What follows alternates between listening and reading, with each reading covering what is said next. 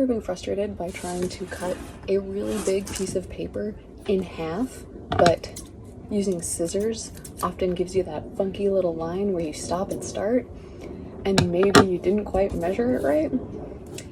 Today I'm going to show you the easiest way to cut a piece of paper in half with beautiful edges.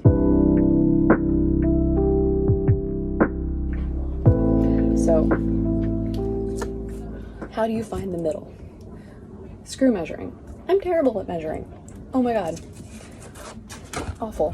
Just take your giant piece of paper, carefully fold it in half, whichever way you want the shape to be. I'm doing it hot dog style. And once you have the edges lined up, go from the top, push it down perfectly in half. Now, you could be like, oh great, now I'll use my scissors. Don't do that. You're still gonna get that awful stop and start.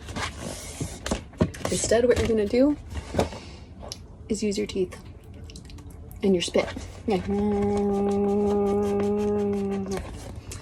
Now, on a small piece of paper, this is totally fine.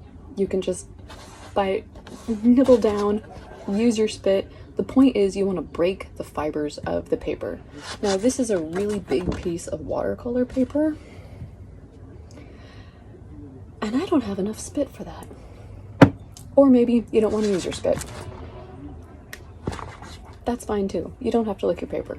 What I'm going to do is just use water, get the edge wet. This is going to help break down the fibers.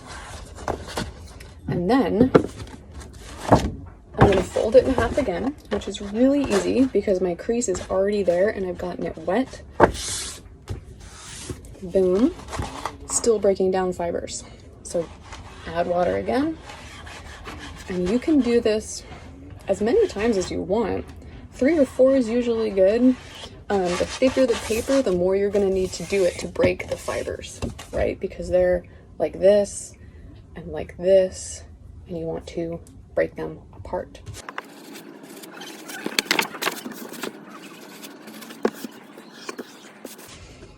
Okay, you've done this a few times, you're probably tired of it. Now what you do, open your paper back up again, start at the top, give it a little rip, and look at that. Look how nicely it comes. And you can move your hand to the side and just pull it right off. And you've got this beautiful edge that looks like a decal edge, which is what you see on handmade paper.